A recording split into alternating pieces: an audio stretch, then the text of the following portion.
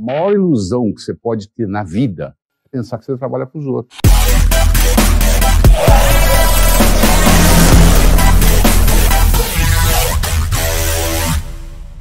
Se você pedir para derrubar uma porta, eu não tenho força física para isso.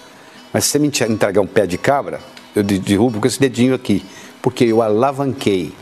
Então, na vida, tanto pessoal quanto profissional, principalmente na vida de negócio, nós temos que aprender a alavancar. E uma das leis para alavancar é usar a chamada lei do menor esforço. Nós vivemos a nossa vida seguindo a lei do menor esforço. Se você está acostumado a levantar às 5h30 da manhã, e eu peço para você ficar na cama até às 10, é um sacrifício. Se você está acostumado a levantar às 10, eu peço você para acordar às 5h30, também vai ser um sacrifício, não é verdade? Porque nós seguimos a lei do menor esforço. Quando a lei do menor esforço é aquela que nos leva ao sucesso, está resolvido o problema. Aí nós aprendemos a fazer mais com menos. O que é fazer mais com menos? Não é aumentar o orçamento, não é aumentar horas de trabalho, não é aumentar funcionários. É aprender a produzir mais com menos esforço. Eu estou produzindo mais com menos esforço, dependendo se eu estou ou não usando a lei do menor esforço. E a lei do menor esforço, ela é determinada pela estrutura. Se você está numa sala e tem uma porta e uma janela, você provavelmente entra na sala pela porta. Você poderia entrar pela janela, claro, mas uma vez ou outra de brincadeira. No cotidiano, no dia a dia, a cada momento que você entra na sala, você não vai entrar pela janela, você vai dizer, dá muito trabalho. Eu prefiro entrar pela porta. E se você entrou por aquela porta, e se é a única porta, você provavelmente vai sair por ela também. O que você está fazendo? Você está usando a lei do menor esforço. Então você tem que fazer a seguinte avaliação. Qual é a minha lei do menor esforço para mim? É uma lei de menor esforço que me leva ao sucesso? É uma lei de menor esforço que me leva ao fracasso? Porque a força de vontade em si não vale nada. Eu vou lhe entregar uma bola de futebol cheia e vou solicitar para você mantê-la no fundo da piscina. Por mais força de vontade que você tenha, vai chegar uma hora que você vai cansar, a bola vai flutuar. Por quê? Bola de ar, de futebol cheia de ar, a tendência é flutuar. Se eu te entregar uma barra de chumbo e você segurar na piscina, para não deixar ir para o fundo, vai chegar uma hora que você vai cansar, a barra vai descer. Uma barra de chumbo, o menor esforço para ela é descer, enquanto que para a bola é flutuar, para a barra de chumbo é afundar. Então você tem que, em vez de você ficar usando a força de vontade, que não resolve nada, você tem que mudar a sua estrutura psicológica de modo que a lei do menor esforço funcione a seu favor. Ou seja, aquilo que você vai fazer com menos esforço vai levar você até onde você quer ir. Você sabia que quando uma pessoa está deprimida, em geral ela pensa em preto e branco? Quando ela toma um antidepressivo, o antidepressivo tem como ação farmacológica final transformar o preto e branco em colorido? Uma pessoa deprimida pensa em preto e branco, uma pessoa entusiasmada pela vida pensa em colorido. Se uma pessoa tem, por exemplo, muito colorido no seu passado e preto e branco no seu futuro, é aquela pessoa que conversa com você que é saudosista, que está conversando sobre os bons tempos, porque o que predomina no cérebro dessa pessoa é o passado.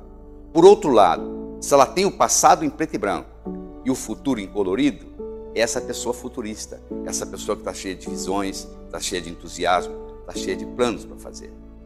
Se você aprende a pensar em colorido, não só facilita tremendamente o seu processo de pensamento, porque mais áreas do seu cérebro são envolvidas. Se você está pensando só em preto e branco, só o hemisfério esquerdo está na jogada. Se você começa a pensar em colorido, as outras partes do cérebro, o outro hemisfério, o direito, também entra na jogada. Então você tem mais células sendo usadas. Então no processo criativo, isso é muito importante. Então, se você aprende a pensar em colorido, você pode inclusive melhorar um estado depressivo.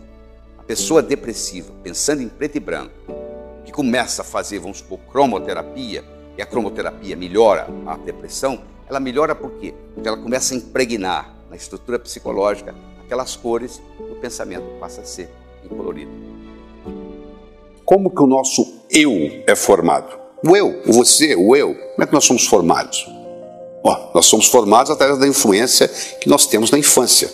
De pais, de avós, de vizinhos, de um filme que você assistiu, de um herói, um super-herói. Então, como é que eu fico sabendo quem é que teve mais interferência sobre mim? Foi meu pai ou minha mãe? É uma boa pergunta? Eu pergunto para você. Quem interferiu mais na sua vida? Quem interferiu mais nas suas crenças? O seu pai ou a sua mãe? Você quer saber como é que você resolve isso? Às vezes você já sabe. Mas vamos supor que você esteja em dúvida. Ou quem teve mais interferência na minha vida? Foi meu pai ou foi minha mãe? Então eu vou lhe fazer uma segunda pergunta. Quem você tinha mais necessidade de agradar? Aquela pessoa que você tinha mais necessidade de agradar foi provavelmente aquela que lhe passou mais crenças. Claro que você pode obter crenças diferentes de diferentes pessoas. Você pode ter obtido a crença de dinheiro do seu pai, a crença de saúde da sua mãe, a crença de velhice do seu avô, a crença de Deus da sua avó.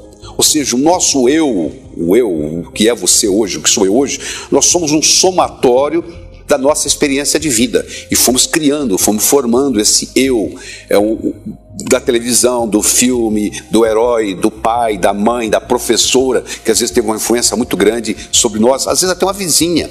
Às vezes uma vizinha sua teve uma influência grande no modo como a sua personalidade é hoje. Então a nossa personalidade vai sendo criada de acordo com essas influências que nós vamos tendo em momentos especiais, principalmente momentos emotivos. O que faz a gente guardar é a emoção. Toda a memória que você tem, se eu perguntar para você qual é a memória mais remota que está na sua cabeça, você vai ver que se você sair procurando, lá você vai encontrar que tem alguma coisa de emoção, ou agradável ou desagradável. Se for agradável demais ou desagradável demais, isso cria como se fosse uma cola, que cola essa memória e ela fica ali. Então nós fomos colando isso aí, fomos fazendo isso e vamos formando esse eu. Mas eu tenho uma boa notícia. Ninguém é condenado a ser quem sempre foi. Vou falar de novo. Ninguém é condenado a ser quem sempre foi. Eu posso a qualquer momento mudar essa influência que eu tive. Se a influência que eu tive está servindo, está dando um resultado desejável, muito bem, eu permaneço com ela, não tem nada errado. Agora, se ela não está me servindo mais, está na hora de eu mudar. Eu tenho que constantemente estar fazendo um processo de atualização no meu eu, porque como o mundo está mudando, eu também tenho que mudar, não é verdade? Senão não funciona. Você não começa uma construção pela parede nem pelo teto, não é verdade? Você começa por onde? Pela base. Tudo começa pela base. É o que nós estamos fazendo aqui nesse programa. Nós estamos começando pela base. Nós estamos começando o quê? Reestruturando a nossa autoimagem, reestruturando a nossa autoestima, mostrando que isso aqui agora está equilibrado. A partir de agora, o nosso desempenho pessoal e profissional vai depender da nossa autoestima.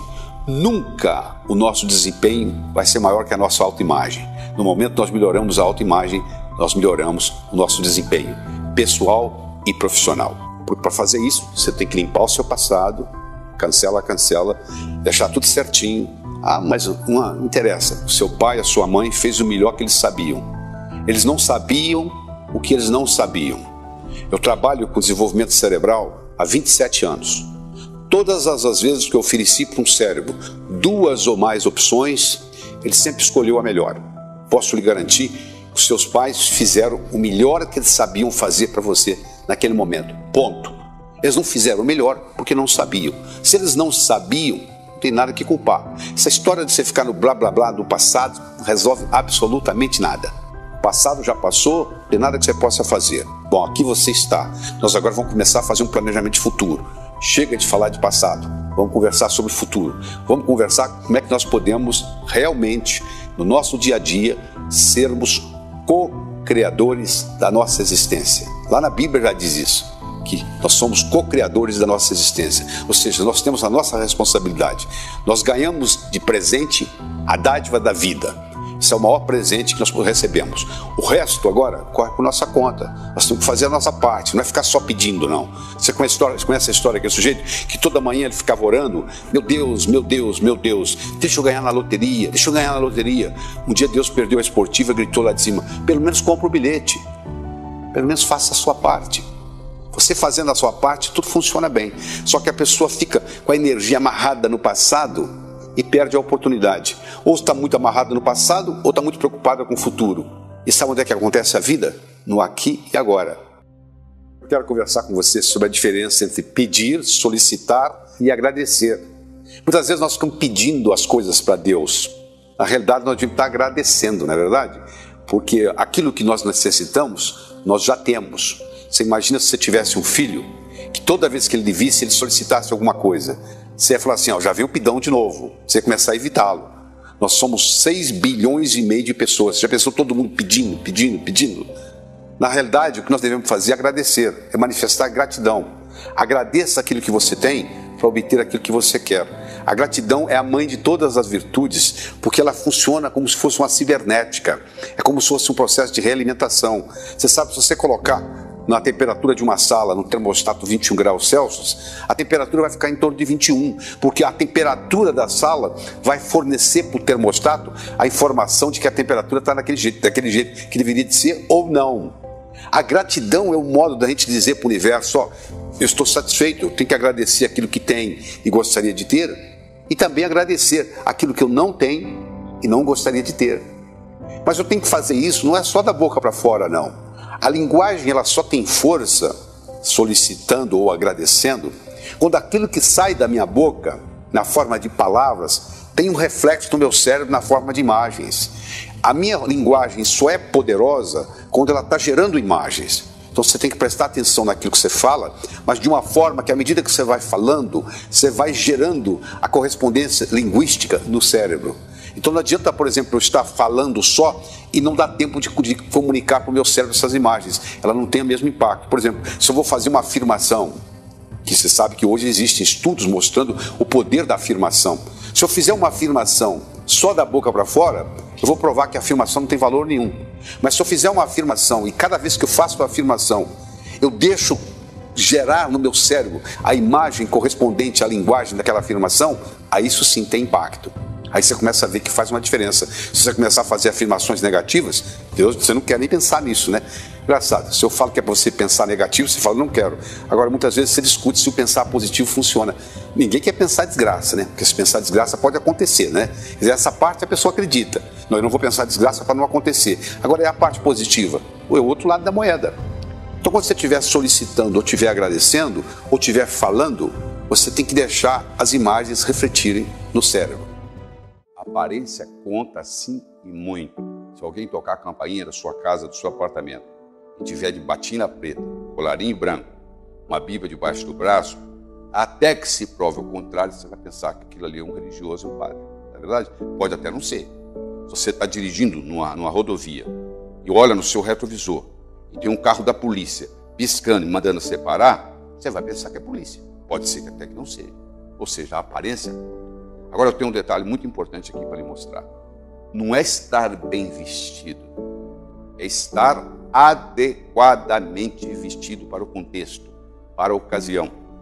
Se eu sou advogado de uma multinacional e vou representar essa multinacional junto a uma greve do Sindicato dos Operários, se eu chegar lá de Rolex, abotoadura de ouro, todo engravatado, sabe o que eles vão dizer? Chegou o inimigo.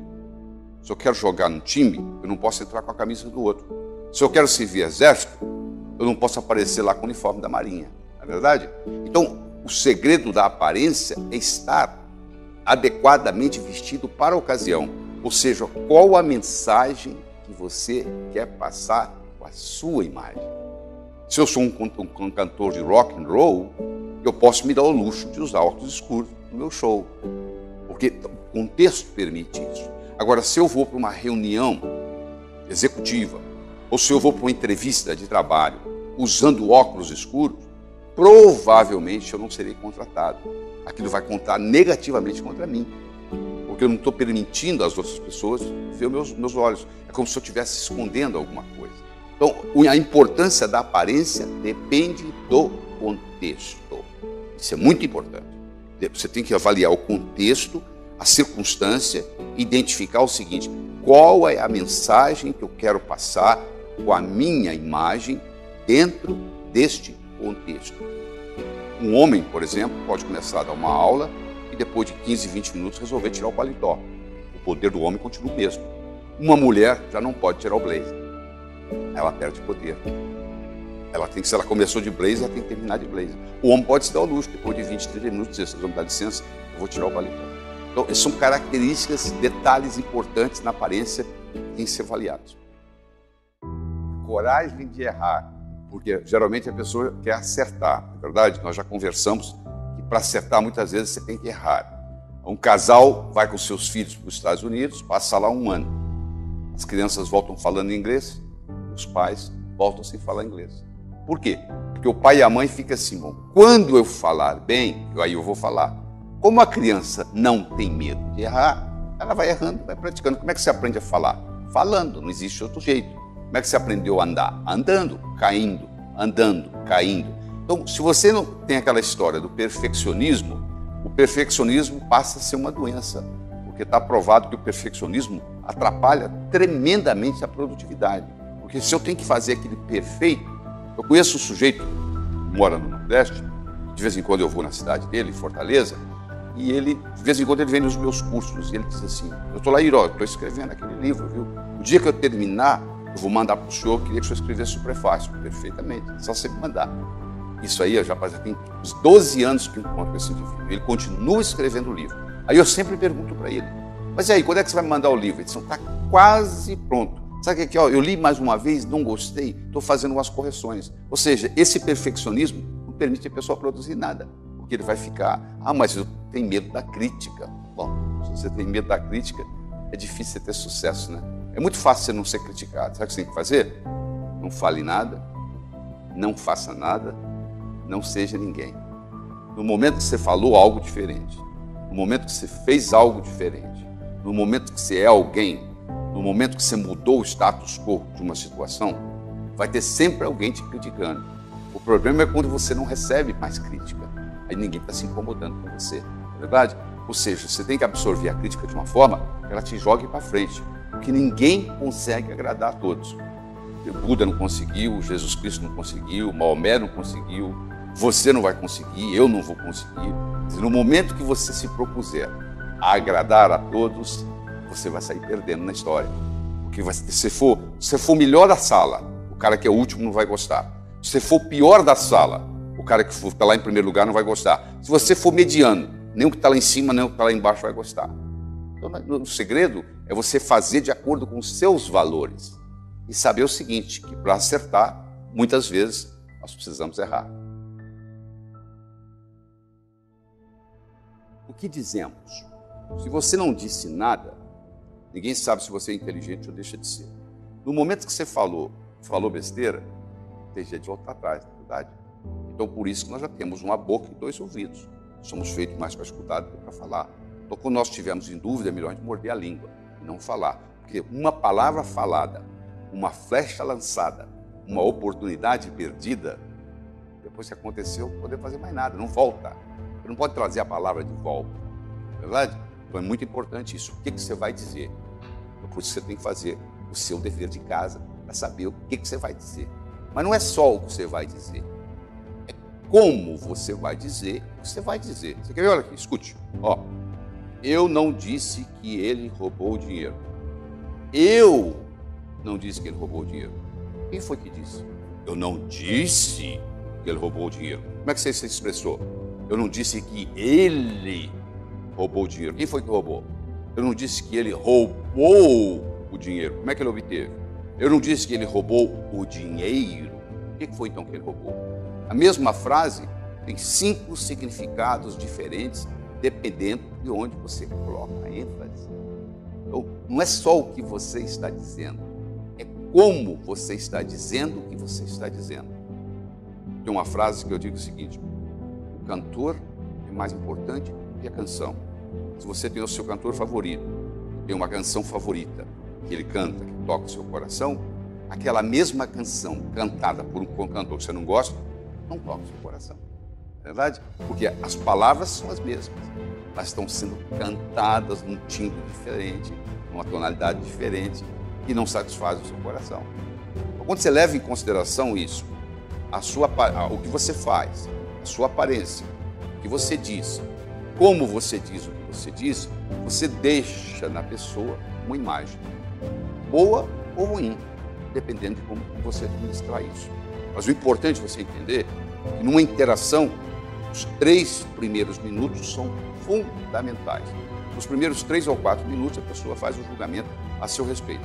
Feito esse julgamento, mudar isso depois é complicado. A maioria confunde urgência com importância. Acaba fazendo o que é urgente e não o que é importante. Na nossa vida, nós podemos dividir as coisas em 4. Coisa que é urgente, que não é urgente, coisa que é importante, coisa que não é importante. Às vezes não é nem urgente nem importante. A gente gasta um tempo enorme por nada. Depois reclama que o dia é curto, né? Porque não está fazendo prioridades, não está fazendo o que é mais importante.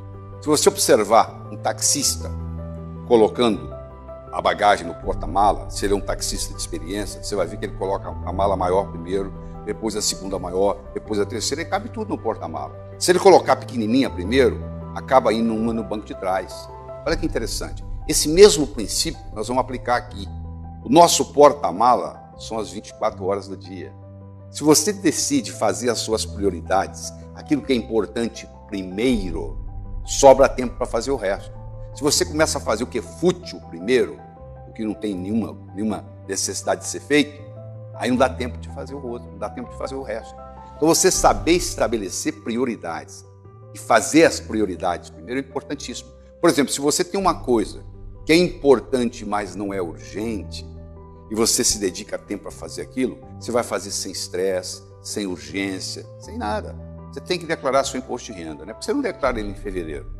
Você vai conversar com o seu contador, ele está desocupado, não tem ninguém telefonando para ele. Em abril você vai ter que entregar o imposto de renda de qualquer jeito, não vai? Faça ele em fevereiro, você vai ficar muito mais tranquilo se você deixar para a última semana. E aí o seu contador não vai poder lhe atender, porque aí virou urgência. Em fevereiro era importante, mas não era urgente. Em abril é importante e é urgente, mudou a história. E os estudos de pessoas bem-sucedidas, as pessoas bem-sucedidas, em geral, gastam a maior parte do tempo fazendo aquilo que é importante e não urgente. Ou seja, não deixa a urgência misturar com a importância. Só você aí pode decidir na sua vida o que é urgente, o que não é urgente, o que é importante, o que não é importante. Começa por aquilo que é importante, mas que não tem tanta urgência, você vai trabalhar tranquilamente no processo, não vai precisar acelerar nada. Aí você vai se autorrealizar. Porque geralmente você está trabalhando com urgência, geralmente você está tão preocupado em terminar que não dá para aproveitar a jornada. Você está preocupado no destino. O destino é importante, sim. A jornada é importante também. Não tem um mais importante que o outro. A jornada é importante, o destino é importante. Uma crença, uma vez estabelecida, tem como função única e exclusiva se perpetuar. Se você não fizer nada, ela fica o resto da vida. Porque o cérebro não pode lidar com mais do que 5 a 9 informações de cada vez. Você não estava prestando atenção na ponta do seu nariz, até que eu falei, nem no dedão do seu pé direito, nem no lóbulo da sua orelha esquerda. Não dá para ficar prestando atenção em tudo. O cérebro decide o que é mais importante, comunica para a substância reticular ativadora ascendente, funciona como se fosse uma secretária executiva do cérebro, e a partir daí ela coordena. Se não houver essa modificação, não adianta nada. Se você é do sexo feminino, já é mãe, quando você estava grávida, você via muito mais mulher grávida no shopping do que você vê hoje. Por quê? Porque você estava mais ligado em gravidez. Quando você comprou aquele seu carro novo azul, de repente nas ruas da sua cidade, mais carros iguais àqueles estavam circulando. Já estavam lá, só que você não percebia. Então as nossas crenças determinam as nossas percepções, determinam as nossas ações e determinam as nossas manifestações. Até bem pouco tempo pensava-se que para você modificar uma crença era uma coisa muito complicada. Você tinha que fazer um processo psicanalítico de muitos anos, etc. Com o desenvolvimento da neurociência, descobriu-se que a coisa é bem mais simples. A tecnologia foi facilitada no seguinte modo, que por trás de uma crença existe uma metáfora. Por trás de uma metáfora existe um ícone. Se eu modifico o ícone, eu modifico a metáfora. Se eu modifico a metáfora, eu modifico a crença. Se eu modifico a crença, eu modifico a ação. Se eu modifico a ação, eu modifico a manifestação. Isso ficou muito mais simples. Então, isso é boa notícia essa, né? E agora você não precisa passar por aquele processo de dor para mudar uma crença. Você pode mudá-la do mesmo modo que você atualiza o programa de computador. Você está utilizando o programa, vem uma atualização, você faz o download e atualiza o seu programa de computador numa boa e começa a ter novas habilidades com essa atualização desse novo programa. O programa continua fazendo aquilo que fazia e mais alguma coisa. Não é para isso que serve a atualização? Eu não estou dizendo para você descartar crenças na sua vida. Eu estou dizendo para você acrescentar crenças importantes. E à medida que você vai acrescentando as crenças importantes e úteis, aquelas inúteis, elas vão desaparecendo por si só. Você não precisa se preocupar com elas. Na medida que elas não forem sendo utilizadas, elas vão sendo apagadas do cérebro. Se você não utiliza uma crença por muito tempo, ela acaba apagando. Você começa a utilizar uma nova, ela começa a criar uma rede neural nova, mais poderosa. Noivo e noiva se apresentam perante o juiz e o juiz diz, eu declaro vocês marido e mulher. mulher levanta a mão e diz, seu juiz, mudei de ideia, não quero me casar mais. Sabe o que ele vai dizer? Tarde demais. Você agora tem que se divorciar. Eu já fiz a declaração. As palavras já saíram da minha boca. Não posso voltar atrás. Declaração cria a realidade. Criou uma realidade jurídica desse casal. Não é verdade? Agora, se ela tivesse convidado o vizinho dela que trabalha no banco para fazer essa declaração, ela não estaria casada. Porque o vizinho não tem autonomia, não tem autoridade para declarar o marido e mulher. Para você fazer uma declaração, você tem que ter autoridade sobre aquilo que você está declarando. Eu agora pergunto, quem tem mais autoridade sobre você? Eu espero que você tenha respondido você mesmo. Quando você tinha 5 anos de idade, quem mandava em você não era você, eram seus pais. Mas se você já é adulto, hoje quem manda em você é você. Ou então você tem todo o direito de declarar coisas a seu respeito. A declaração tem que ser agora. Não é eu vou declarar, eu declaro que vocês serão casados. Não existe declaração de futuro. Ela é agora. É do que é e não do que não é. Eu declaro que vocês não são mais solteiros. Isso não existe. A declaração, quem declara tem que ter autonomia, ela tem que ocorrer no aqui e agora, e tem que ser o que é e não o que não é. Então, se o meu pai me chamava de estúpido, e eu comecei a me sentir estúpido e acreditei que era verdadeiro, eu não tenho que ficar com esse sentimento de estúpido o resto da vida. Eu posso dizer, eu declaro ser inteligente. Eu passo a fazer o que gente inteligente faz, eu passo a ter inteligência. Entendeu? Então você faz uma lista daquilo que você se acha limitado, você encontra o oposto daquilo, você faz uma declaração, mas não é só da boca para fora, não. A declaração ela tem força quando o que está saindo pela boca, as palavras, dá uma reflexão de imagem, de ícone no cérebro. O segredo é o ícone que você está criando no cérebro. Então, à medida que eu vou falar, até para rezar tem ciência. Se eu falar só as palavras, não tem impacto nenhum. À medida que eu vou falando as palavras, tiver um reflexo, tiver uma formação de um ícone no meu cérebro, esse ícone vai ficar. É isso aí, desse jeito que a declaração funciona. Então, isso aí é um caminho para nós podermos usar a habilidade de sermos humanos. O que nos faz humanos e nos separa dos outros animais é que nós somos animais linguísticos. Linguagem cria a realidade e nos faz humanos. E declaração é uma habilidade de linguagem. Só quem tem linguagem pode declarar. Faz parte do espírito humano crescer. Somos ambiciosos por natureza. Ambição não é a mesma coisa que cobiça, são coisas diferentes. A ambição saudável é você crescer e deixar que os outros cresçam. Existe uma palavra japonesa chamada Kaizen. Toda uma filosofia montada nessa palavra, que é a melhora contínua. O Japão, em 1945, Hiroshima, Nagasaki, tudo destruído. Hoje, per capita, está entre os 5 melhores do mundo. O que trouxe o Japão, um arquipélago de mais de 3.000 ilhas, você imagina o que é gerenciar um arquipélago, a essa posição. A filosofia Kaizen, melhora contínua. Só que nós nos acomodamos. A gente atinge um platô, um platô, e acha o seguinte, tá bom, a gente não continua nesse processo. Você imagina se você estiver num processo constante de melhora. Todo dia melhora um pouquinho, todo dia melhora um pouquinho, todo dia melhora um pouquinho. E isso muitas vezes não depende de uma experiência, educação formal, não. Uma coisa é educação formal, é você ter o colégio, você ter o diploma. Outra coisa é uma educação não formal, é a experiência da vida. É esse de vontade que você tem de crescer, é de você conseguir evoluir. E com a vontade de viver. Quando nós paramos de ser ambiciosos, nós começamos a morrer. Nós sabemos que uma pessoa começa a morrer quando os seus louros, o seu passado, as suas recordações começam a ficar mais importante que as suas ambições, mais importante que as suas metas. Uma pessoa começa a falar muito no que ela já fez, do que o que ela vai fazer. Você sabe que ela é muito orgulhosa do seu currículo que já passou. O currículo é uma coisa do passado, que já aconteceu. Eu não quero saber o que você fez, eu quero saber o que você vai fazer daqui para frente. Eu recomendo que você se concentre no futuro, porque é lá que você vai passar, é lá que nós vamos passar o resto da nossa vida. Esse futuro que está começando agora, nesse momento aí. E à medida que ele começa, ele já vira passado. E agora, ele já ficou passado. A vida vai nesse constante, passado, vai passando. E você está vivendo esse momento, esse momentinho, esse momento sutil. Você tem que viver o hoje e planejar o amanhã. Se você planeja só o amanhã, você não está vivendo a vida. Se você vive só o hoje, você também vai ter problemas. Então, a filosofia simples é viver o hoje planejar o amanhã. O que é o impossível? É aquilo que ninguém faz até que alguém faça. Roger Bannister foi o primeiro ser humano a correr 1 milha em menos de 4 minutos. Até então, ele, estudante de medicina na Inglaterra, até ele correr a milha em menos de 4 minutos, era impossível ser humano correr 1 milha em menos de 4 minutos. Tinha tratados de fisiologia explicando por que o ser humano não pode correr 1 milha em menos de 4 minutos, até que Roger Bannister rompeu essa barreira dos 4 minutos. Hoje, qualquer atleta, não precisa ser excepcional, qualquer atleta profissional, qualquer corredor profissional é capaz de correr 1 milha em menos de 4 minutos. É uma coisa banalizada. Mas isso um dia era impossível. Você já imaginou o que levava uma caravela atravessando o Atlântico? E você já pensou se você entra hoje num avião supersônico? Como é que é fácil? Quer dizer, uma coisa que era praticamente impossível, com a ajuda da tecnologia, se tornou simples. A tecnologia ela não é boa nem ruim.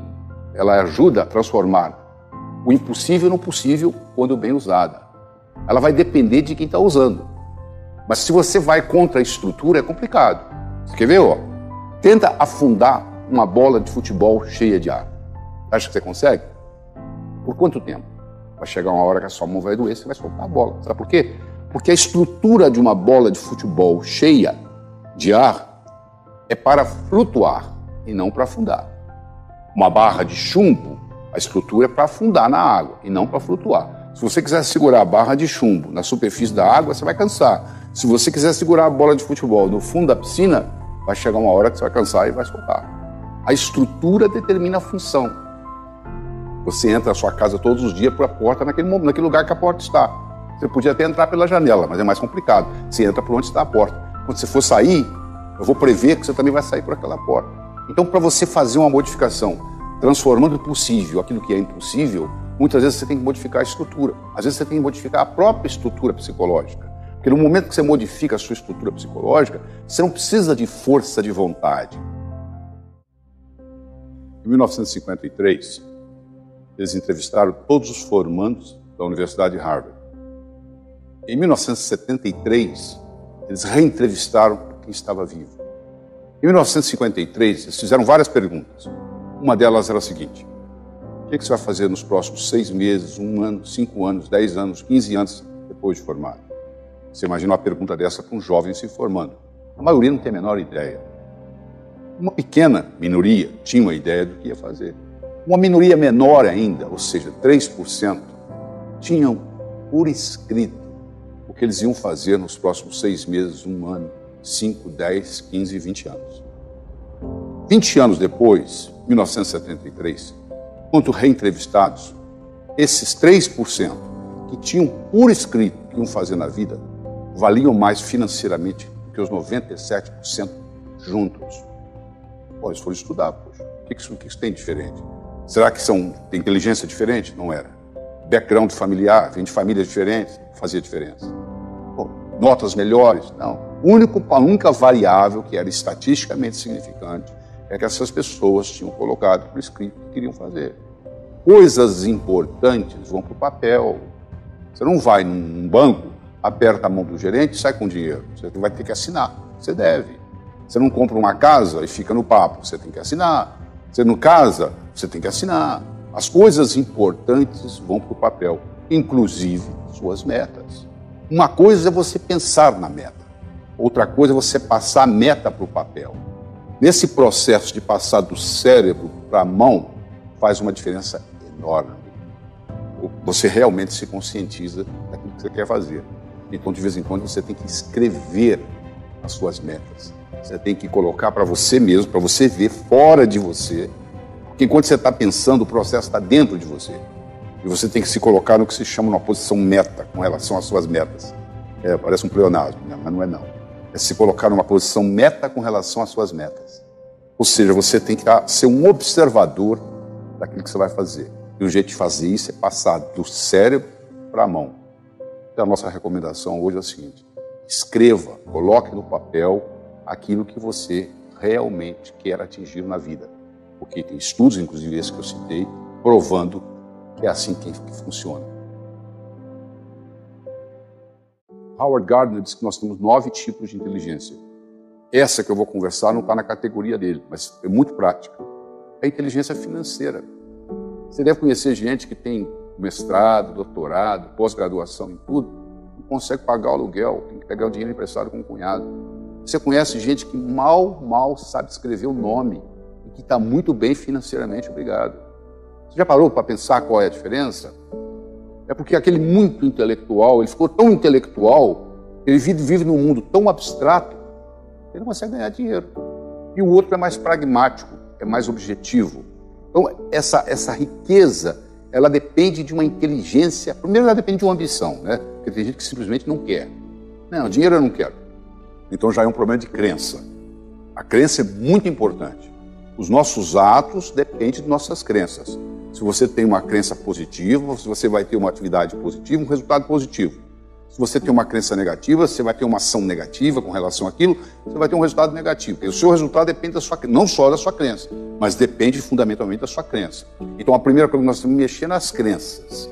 Tem gente que tem muita crença errada e negativa com relação a dinheiro. Eu recomendo você ler um livro meu chamado Enriquecer, Ambição de Muitos, Realização de Poucos, onde nós trabalhamos nessas mudanças de crença. É uma coisa que não se muda da noite para o dia. Tem que ser trabalhado, pensado, repensado, ouvido. Bom, isso é uma parte do processo, é você acreditar que é possível. Mas só acreditar não é o suficiente. Aí você tem que ter a parte da estratégia, a parte de como fazer, o como fazer. Porque a crença explica o porquê, o que fazer. Agora, a prática, a tática, a estratégia, a tática, o operacional, explica o como fazer. Então tem que ter os dois componentes, tem que ter o direito e o esquerdo, um lado e outro. Por isso que o nosso cérebro tem dois hemisférios, o esquerdo e o direito. Eles têm funções diferentes, propriedades diferentes, que quando combinados fazem uma sinergia. É quando 1 mais 1 é maior que 2. Você pode ter 1 mais 1 menor que 2, 1 mais 1 igual a 2, 1 mais 1 maior que 2. Na relação humana, a aritmética pode ser modificada. 1 mais 1 pode ser igual a infinito. Essa é a grande verdade. Então, quando você combina essas atividades, faz uma diferença enorme.